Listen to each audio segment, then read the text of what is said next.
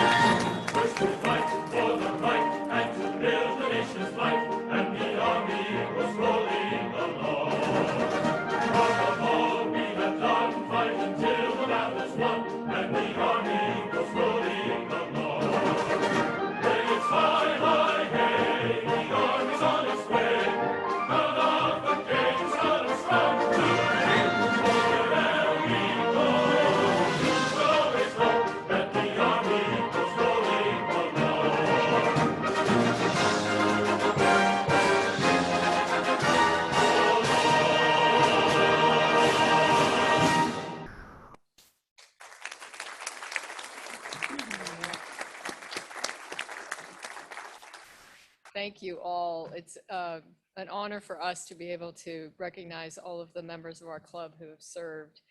At this point, I would like to move on to our head table. So we have Roger McCabe, past district governor, past lieutenant in the United States Navy, who will be doing the invocation. Rebecca Patton, financial manager, Jefferson County Auditor's Office, and corporal in the U.S. Marine Corps, will be doing the pledges. And Ed Edson III, vice president, Edson Realty, and former captain in the military police, United States Army, will be doing introduction of guests. Roger? Thank you. Please stand. Oh, sorry, please stand. Lord, we pray that you give our country's leaders wisdom and good judgment before they send our brothers and sisters in the armed forces into battle. We further pray, since some may not come back and others may come back physically bloodied and or mentally tormented, that we, for whom they fought, show compassion for them and their families and true empathy for any disabilities they may have. Lord, by whatever name we know you, hear our prayer.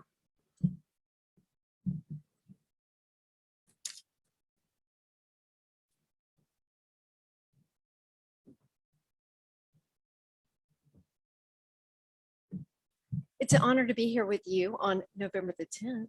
And I know that Rotarians love historical facts. So today we celebrate the Marine Corps' birthday. 246 years. Semper Fidelis and happy birthday, Marine. Please join me in saying the pledge to our nation.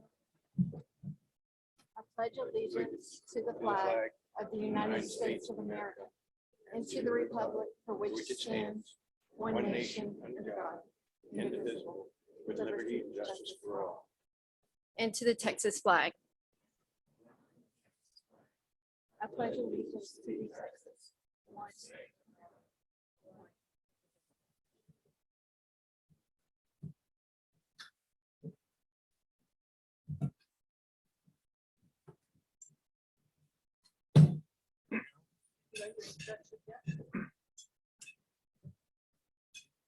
Okay.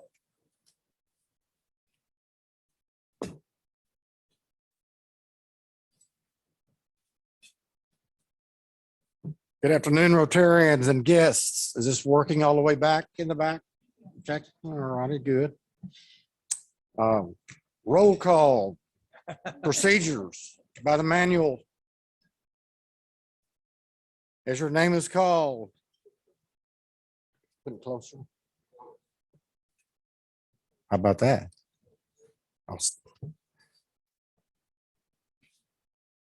As your name is called, please stand with your guest and remain standing until all have been introduced. I don't know who all has done this before, but the handwriting is just, it's like a bad joke. But we have about a dozen. So if you'd stand with your Rotary host, Julie Strasburger is a guest of Jay Wilson. Curtis Bell is a guest of John Lee, pardon me, you're writing. Ethan Llewellyn is a guest of Brian Shangery. Yeah, like I say. All right. Darren Johns, guest of Kim Johns. Jess Prince, guest of Lynn Hill. Ross Hare, guest of Chuck Hare. Melissa Spell, guest of Kim Johns. Jeremy Patton, guest of Rebecca Patton. Well, this one got me. Okay, we're going to go with AJ Turner, guest of Jay Wilson. That completes our list. Come again and visit us soon, and we'll give them a warm Rotary welcome. Thank you. Good job, Ed. Okay. All right, so let's move on to committee announcements. Jennifer Gregory has an announcement about Rotary After Hours. She'll be followed by Lynn Castle and then D Lane.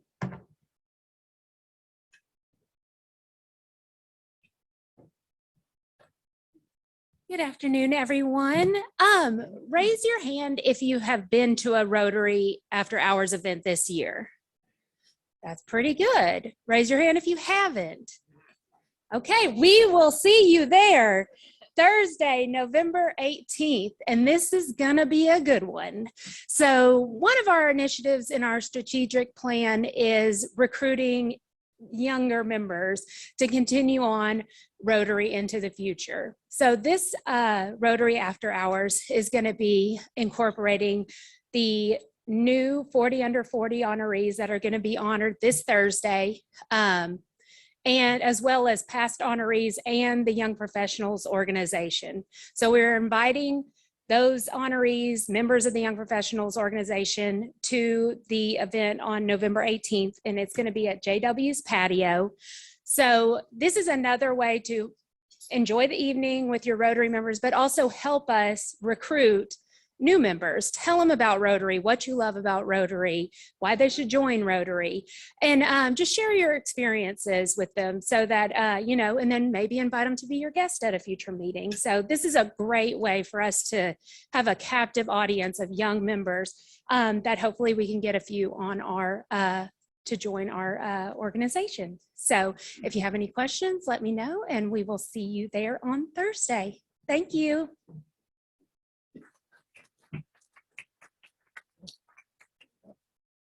Lynn Castle is going to talk to us about Wind Down with Rotary. No, she's going to talk to us about the holiday party. Sorry. Ho, ho, ho, and a bottle of rum. Ha, ha, ha. All right, holiday party's just around the corner, people. And this year it is going to be on December the 16th. It's going to be at the, guess where? The Art Museum. And it's going to start at 6 o'clock. But I need help. I need committee help. And I'm having a meeting right after this meeting in the back of the room. So if you could please join me and help me plan this lovely soiree, I would appreciate it right after this meeting. Thank you.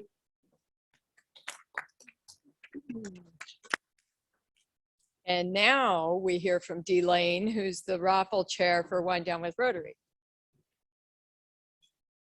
Actually, I'm just standing in for Sherry Pierce. She got to go somewhere. So Wind Down is January 27th.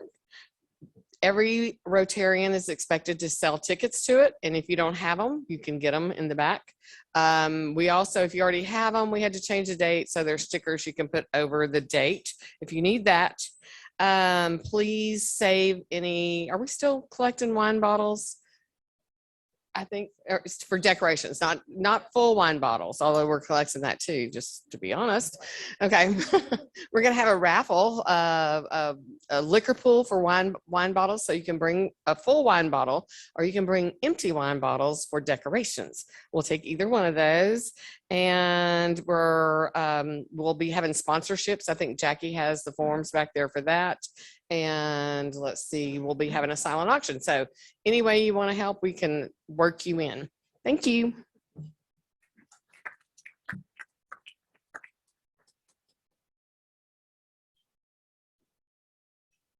Okay. So don't anybody tell Brad this, okay? But I did the order of the program wrong.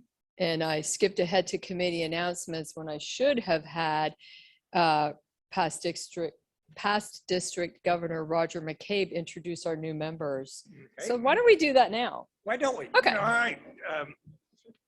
That's all right, Juliana. You would have never gotten to dismiss the crowd without this part of it, even if I'm in the wrong order. We got two new Rotarians that are joining us today. They are Texans, typical. They want to serve, typical. They want to do good things for people, typical. But, you know, what else? Well, first, Matt Udy. Matt, come on up. Among all the other things, if you'll be, let's see, down here. Matt loves Frisbee golf.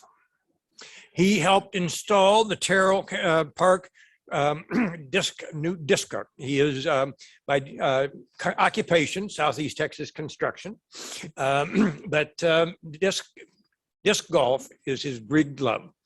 other interesting thing about Matt is that his father and grandmother raised tropical flowers.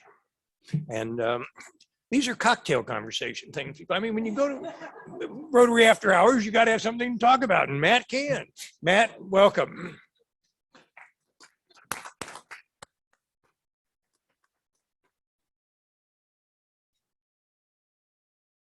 Juliana is obviously his sponsor, and Kim John is our other newest Rotarian. Kim, would you please come up with your sponsor?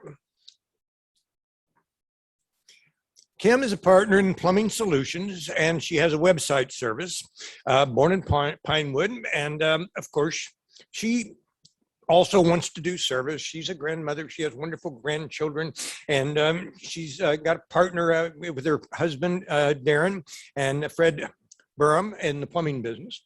But they do sandcastles down at Crystal Beach. Now, how many people do you know that do 7-foot sandcastles? That is cocktail conversation. No question about it. Kim, welcome very much to Rotary. Thank you.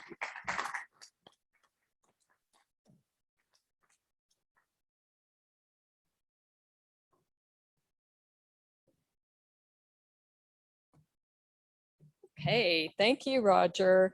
You're welcome. So now following the program, introduction of speaker, we have Brian Shajari, Intelligence Specialist and Chief Petty Officer with the United States Coast Guard, who will introduce our speaker today. Good afternoon, fellow Rotarians.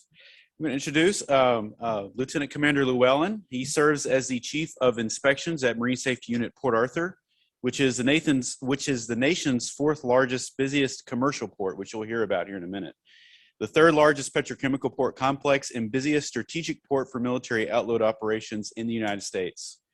He was responsible for inspections, new construction, repair, oversight of all U.S. vessels operating within the Marine Safety Unit Port Arthur's area of responsibility, which is here as a Marine inspector. Following his enlisted career, following his enlisted father's and sister's service, Lieutenant Commander Llewellyn joined the Coast Guard in 2004. After graduating recruit basic training, Lieutenant Commander Llewellyn served as a seaman aboard the Coast Guard cutter Acushnik, home ported out of Ketchikan, Alaska, and conducted patrols in the Bering Sea and Arctic Circle. Following his underway assignment, Lieutenant Commander Llewellyn served as an aviation maintenance technician from 2006 to 2007 on the HU-25 Falcon jet. As a Coast Guard aviator, he excelled as a seasoned aircraft mechanic and drop master and flew on numerous alien migration operations, drug and fisheries enforcements, coastal security patrols, and search and rescue missions throughout the Gulf of Mexico and Caribbean. In May 2011, Lieutenant Commander Llewellyn earned his commission, traitor, after graduating from Officer Candidate School and received his first assignment as an apprentice Marine inspector at Marine Safety Unit Texas City, where he gained his Marine inspector experience and qualifications through comprehensive on-the-job training. Following his tour there, he completed a journeyman tour as a Coast Guard Marine casualty investigator at MSU Port Arthur, Texas. As an investigator, he led numerous casualty investigations, enforcement investigations, and federal Coast Guard hearings. In 2017, Ethan served as an advanced journeyman Marine inspector for the Coast Guard's Liquefied Gas Carrier National Center of Expertise. And in that role, he served as a subject matter expert to the LNG industry. Mr. Llewellyn holds a Bachelor's of Science and Master of Science in Quality Systems Management from the National Graduate School. His personal awards include the Coast Guard Commendation Medal, 3 of them, Coast Guard Achievement Medal, 3 of those, Commandant's Letter of Commendation, and numerous other personal team and unit awards. Mr. Llewellyn is originally from Monahans, Texas, and now lives in Houston, Texas with his lovely wife, Allison, and wonderful children, Everly and Barrett. Mr. Llewellyn.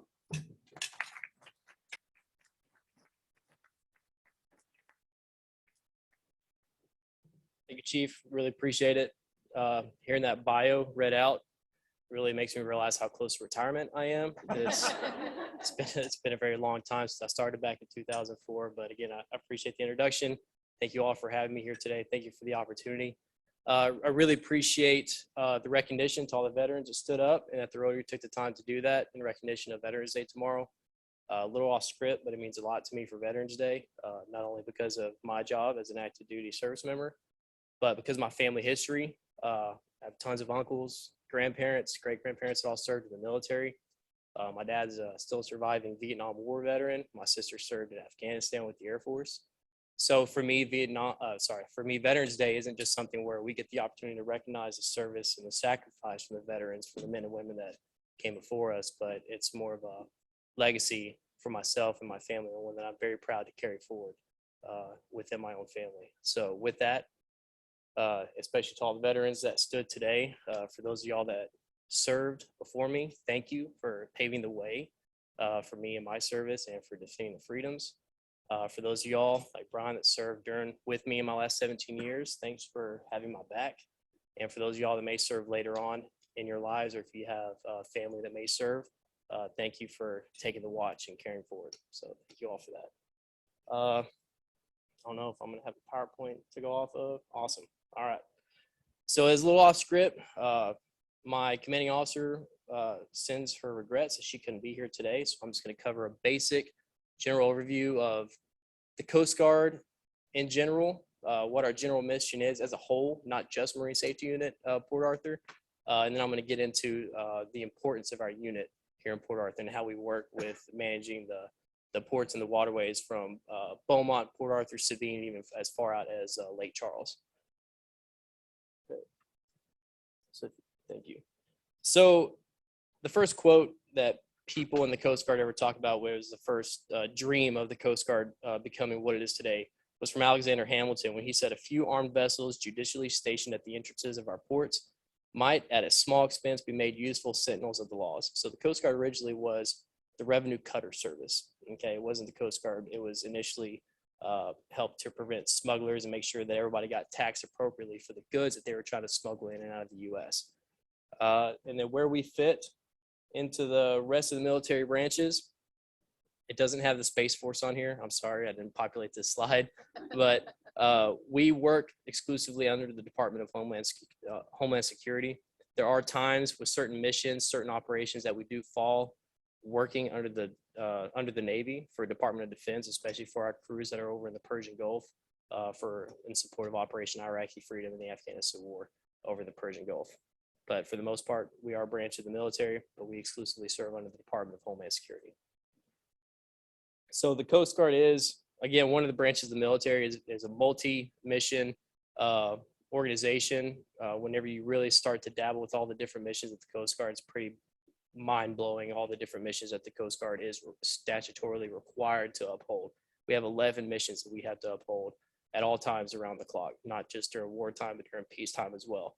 And we're also maritime. We are the oldest continuous seagoing service in the military. This is usually when the Navy people get really upset at me whenever I say this. So, little known fact, so the Coast Guard was born in 1790, and that's when the Continental Navy disbanded the Navy. It was in 1790, and it wasn't established again until 1798, I think. So 8 years later, so kind of have that on the Navy. We like to really 7 years, big deal. continuous seagoing service in 1790. So we always like to push that out there, any opportunity, any chance that we get. So the U.S. maritime environment is huge. Of course, us being the Coast Guard, we're very involved with the maritime environment. There's over 95,000 miles of shoreline, and with all the shoreline, we have what's called the exclusive economic zone. So the U.S. has exclusive rights to the fisheries, exploration of oil and gas, and all that stuff out to 200 miles from the shoreline. So that means that the Coast Guard is responsible for maintaining 3.5 million square miles of the ocean surrounding the U.S., the territories, and the outlying islands like that. So worldwide, more than 1/3 of the product of the U.S.'s gross national product originates from our coastal areas because of the shipping industry. So the maritime transportation worldwide is huge. Okay, so 90% of the world's trade is carried by water. Whenever you look at the cost of shipping by boat, just because of the mass amount of cargoes we can see what's going on the West Coast, most stuff comes at least to its destination by water, and then it's sent out by truck or rail. In the U.S. alone, 78% of all U.S. international trade, of course, is by water, and then we transport 66% of all U.S. crude oil by water, whether it's by are those big tankers that come in and out, or by barge. 66% of it is used or moved over the water versus pipeline, truck, or rail. Then, of course, as we're very aware, between Houston, Port Arthur, and Lake Charles, the maritime industry employs thousands of workers to work with. It's on the stevedores, moving cargo at the plants, working on the ships. So it's very big influence on the employing local businesses and local people. So I say the Coast Guard is always ready to provide maritime security, safety, security, and stewardship through our 11 statutory missions. And we're just going to go through these briefly just to give you all an idea of what we do. Our first mission is ports and waterways and coastal security. If you're ever out there at the wheelhouse and you see a Coast Guard boat come up, small boat driving up the river, and then you see it followed by Jefferson County. So that's what we're doing. We're maintaining security on the waterway just by our presence and doing missions throughout the waterway. Our second mission is drug interdiction. Happens all the time in the Caribbean, down in South America, that our boats and our aircraft are involved with making substantial drug busts with the drug cartel, and whether it's cocaine or marijuana or other drugs that are trying to be smuggled into the U.S. via the waterway. Third is our aids to navigation. The ship's got to come and go safely. The Coast Guard maintains all the buoys, day markers, and stuff that the ships actually use to safely come in and out of the ports. That's all. We have units out of Sabine. Their 100% of their mission is to make sure those buoys are where they need to be, because if they're off by 100 feet and the ships are coming in at night and they're relying on that buoy to be exact when they're coming in and it's off, now we have a ship that runs aground, swings sideways, and blocks the whole ship channel coming into Port Arthur and Beaumont. It's a bad day. So they have a very important mission down there in Sabine, just to make sure that everything's ready for the pilots to bring the ships in and out. Search and rescue, we don't really have to talk much about that with the Coast Guard. It's kind of our bread and butter with our missions, what we get the most visibility on during hurricanes, tropical storms, any kind of mass casualty things, even tsunamis. Coast Guard gets really involved with sending people out to go help in other countries if they have big catastrophic events like that we specialize in. That we'll offer our services to them to help out whenever we can.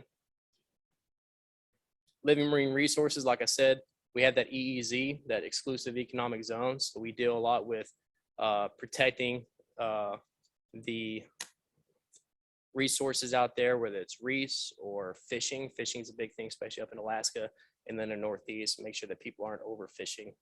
Make sure they're fishing whenever they're allowed to.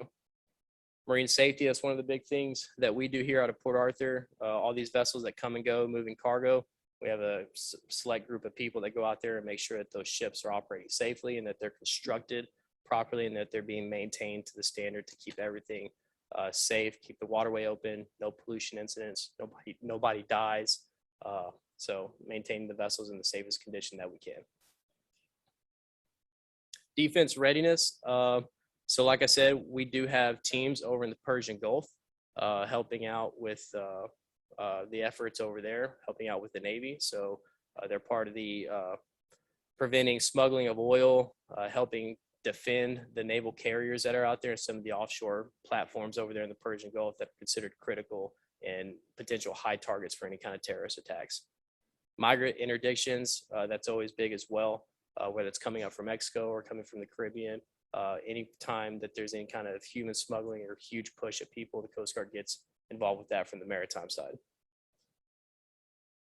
Marine environmental protection, unfortunately, we do experience that here sometimes, but anytime that there's a big oil spill or any kind of pollution incident that's going to infect the marine environment or any kind of sensitive wildlife areas, Coast Guard gets involved really with ensuring that the spill is cleaned up properly and that that whole area is protected to prevent any kind of impact to that local wildlife. Ice operations, that's a big thing that's really taken off recently in the Coast Guard, really competing with Russia and China up on the kind of like in the Arctic and stuff, making sure that that ice and those fairways are open for the tankers having to come in and out, opening up that trade route. We actually have these giant boats called icebreakers, and we have a few in the Great Lakes that keeps breaking that ice to make sure that the shipping lanes always stay open, and then we're building more to be able to compete with the Russians and China up in the Arctic Circle and up in the farther northern places up there. Then our 11th is general other law enforcement. This is really whenever we work with other nations to help train our counterparts with those nations to help kind of try to bring them up to our standard and help them establish their own type of Coast Guard in their country so that they can kind of work in the same capacity as we do. Okay, so that's kind of the Coast Guard in a nutshell, very broad overview. So who we are at Marine Safety Unit, Port Arthur, Texas. So this is the recent snapshot that we took with the personnel at our unit. So we're made up of 93 active duty members. We have 25 reservists that we rely on heavily for, especially with our big hurricane events. They really do a good job supplementing us whenever we just need help after big events. We have 44 permanent party civilians, and then we have 12 auxiliary. So we have a pretty big area that we call our area of operation, area of responsibility, which is an AOR. You can see here, this is a map of Port Arthur. You see the star at the northern part of the picture. That's our unit in Port Arthur. The one down below, down south, that's our Station Sabine that has our Coast Guard cutters and our buoy tenders that tend the aids to navigation equipment I was telling you about. And then on the right side, there's the other star. That's our unit in Lake Charles. Lake Charles is its own unit, but they operate under our captain of the port at Texas City, but they are their own separate unit, but we work together under a lot of things. The entire area that you see there, that's our entire area of responsibility that we are responsible for from Port Arthur, including the 200 miles offshore from our coast. So we cover all that. So if there's big events like Deepwater Horizon or any kind of other big pollution event or collision of tankers offshore, we have to manage and respond to that appropriately with our personnel.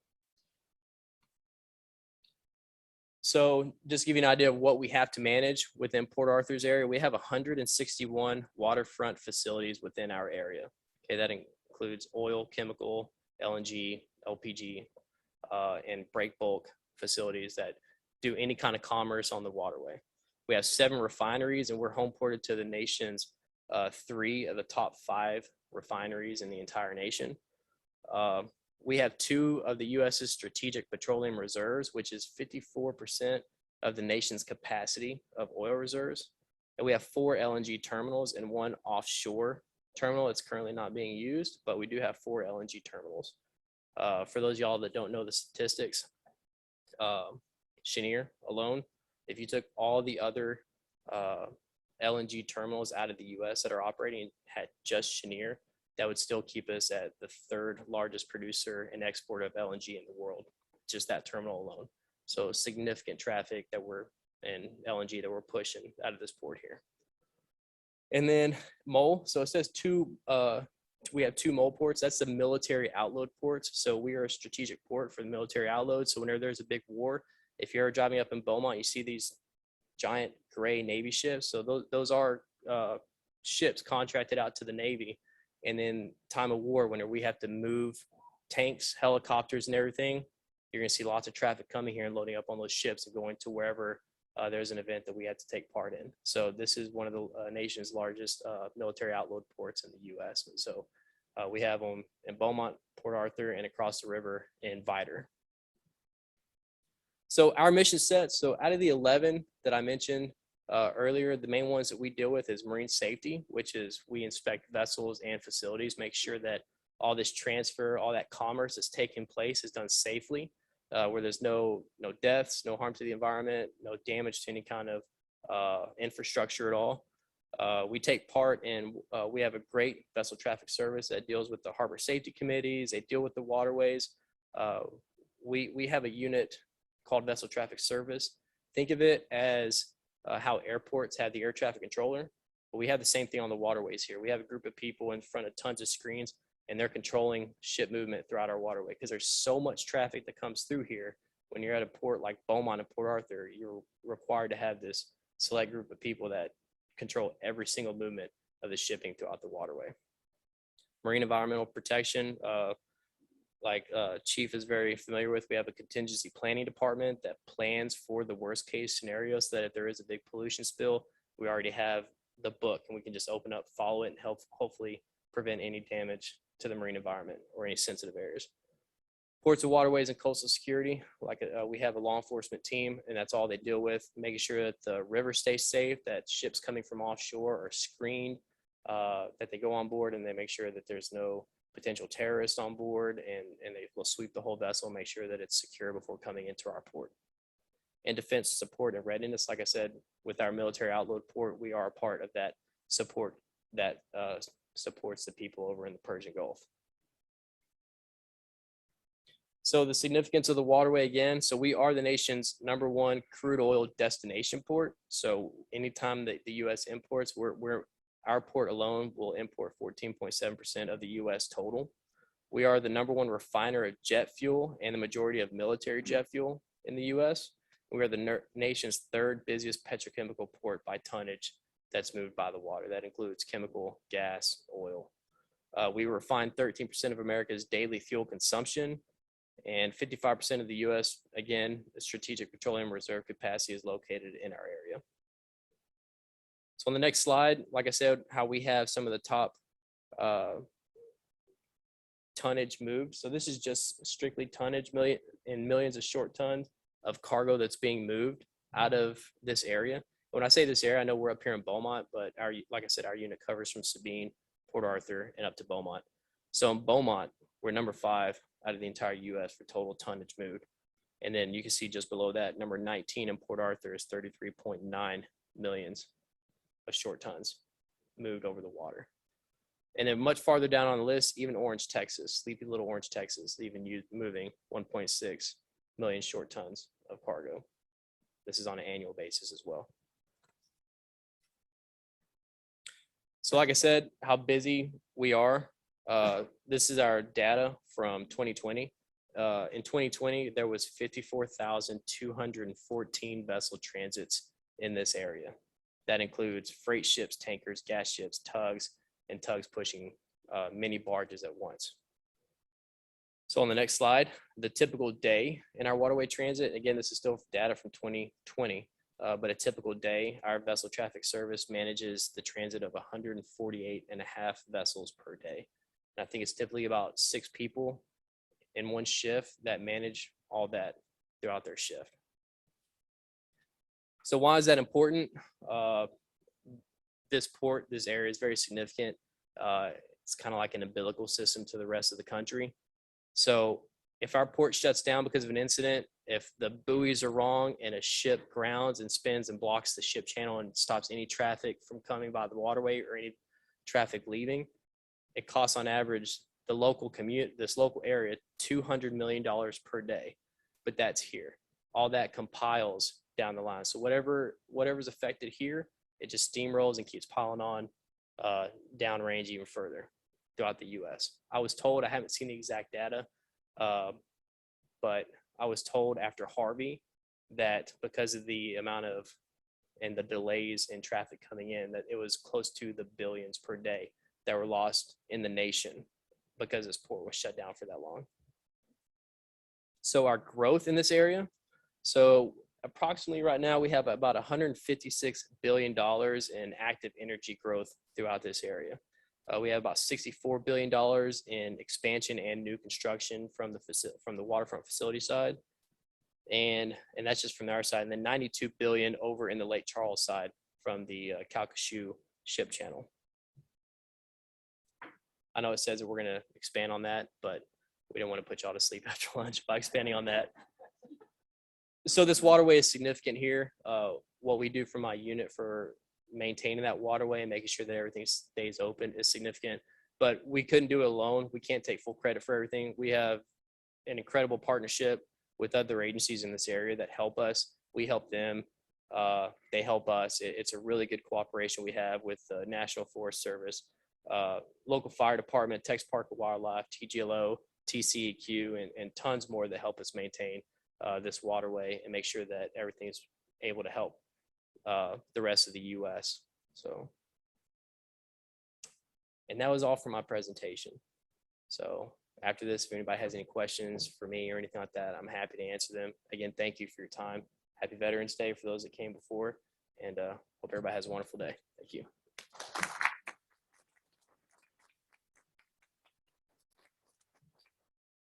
Do we have any questions for Ethan?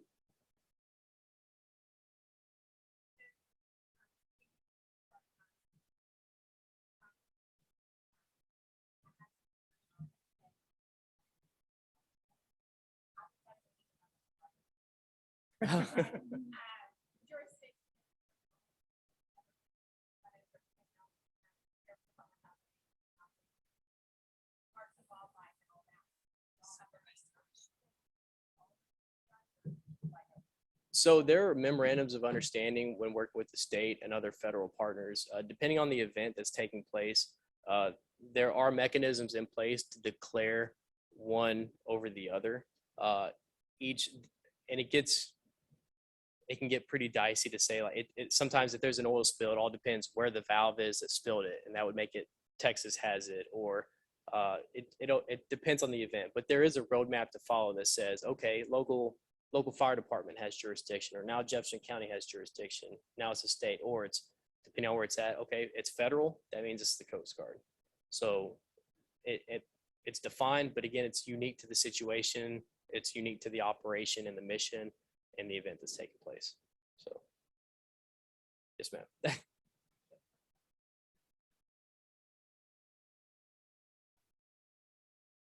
Oh, so Hurricane Ike was pretty cool. So I can remember. Yeah, we thought it was so cool. Yeah, I know. So I was in Corpus Christi at the time, and I can remember we're getting ready to fly, and we were taking a reporter, a local news station in Corpus Christi really wanted to send their reporter team and get footage from inside Hurricane Ike. And so the Coast Guard's like, and we have crazy pilots in the Coast Guard. They're absurd. And so they called our air station and said, could we fly out in the hurricane? And they're like, yeah, that sounds cool. Let's just go put our nose in it and see what happens. So and we flew out there. The reporter threw up in the aircraft everywhere. And, but that was a side story. Probably my most memorable time was we're up there looking at the hurricane path and getting ready for our flights. And it was still uncertain if it was going to hit Corpus or if it was going to come this way.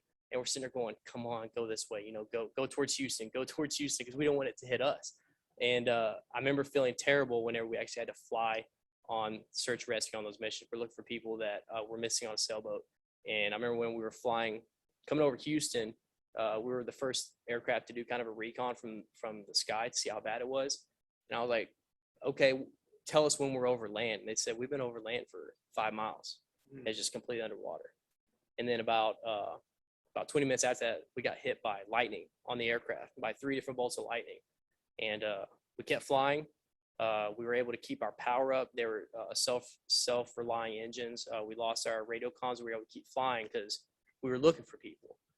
And it was after that I was like, that's why I joined. We were all really excited to do it. Nobody even questioned, like, hey, we got hit by lightning. Maybe we should go home, make sure we're not going to crash. But everybody's like, hey, the engines are running. Everybody's breathing. We got fuel, we think, because nothing's working. But if it's flying, it means it has fuel. So that's probably one of my most memorable moments. So, yeah, absolutely.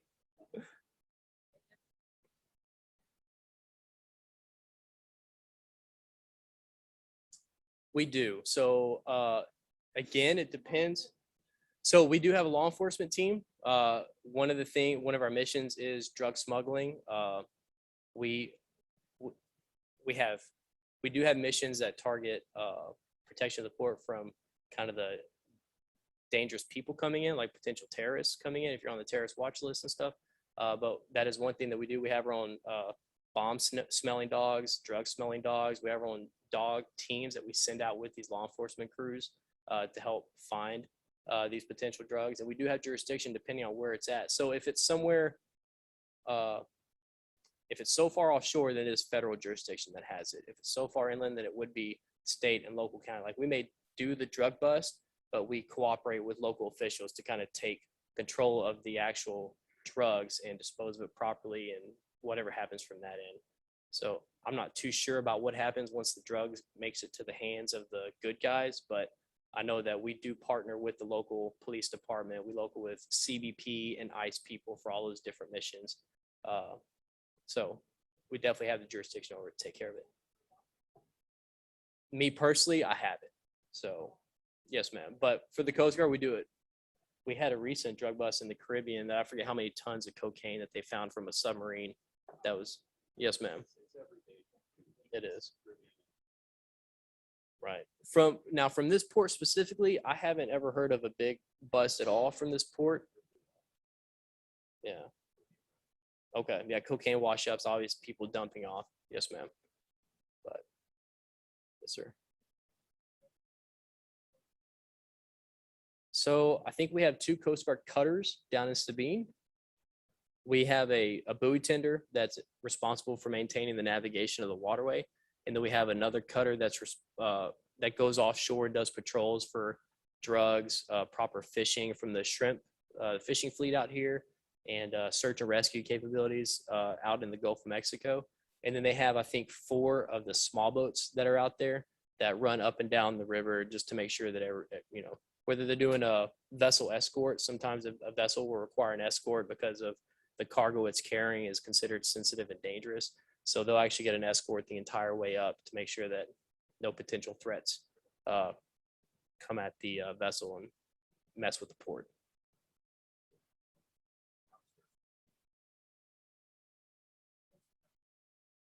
So our jurisdiction falls under a different hat at that point with and it depends on what it is with the international community, but we do still have, we have search and rescue jurisdiction anywhere in the world. If our boats are there, they're always going to help out with the search and rescue mission.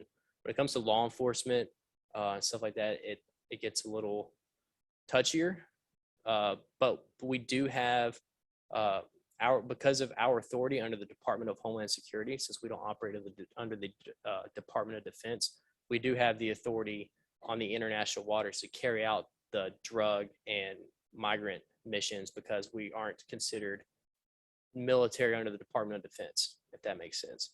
So a lot of times when you hear about these Navy ships, whenever they take part in some of these events in international waters, it's because they have a team of Coast Guard members on board to be able to carry out that function while on board that Navy ship. So we actually do have teams from different areas that will actually go on board these Navy destroyers and sometimes aircraft carriers to help ensure that we can carry out these missions throughout the world. Anything else?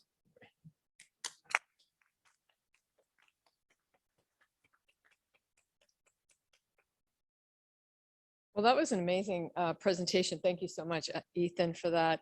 And every week when we have a speaker, to show our appreciation for that speaker, we always make a gift in their honor to Rotary International in one of their lanes of service. And before the meeting, I was thinking, well, maybe it's peace and conflict, or, but after listening to your presentation, I almost think that we need to make a gift to economic development lane, because you're really involved in the economy of the area. So we're going to make a gift in your honor to Rotary International in the economic development lane. So thank you again. I need a couple of things I need to say. One thing is that when we recognized our Rotarians who served in the military, we overlooked spouses of Rotarians who have served in the military. So if I've overlooked anybody, please stand now and accept my apologies. Thank you. Looking ahead, next week we will be giving thanks for some of the people in the community who perform their jobs in extraordinary ways. And that means we will be presenting the Vocational Excellence Awards. And thank Mary Poole in advance for her work on this great program. This is always a very special meeting, an inspiring meeting. And so I know you won't want to miss being here. Please note that there will not be a meeting on November 24th because we will all be busy eating or getting ready to eat, since it will be Thanksgiving and many will be choosing to travel. Pat Anderson is still looking for one more volunteer. One more. We're looking for that one special person who wants to get up tomorrow morning at 5 o'clock. And did I see a volunteer down here? No. Okay, well, anybody who's feeling inspired, Matt. No pressure. Thank you to all the Rotarians who will be helping with the delivery of flags tomorrow for Veterans Day. Be safe out there.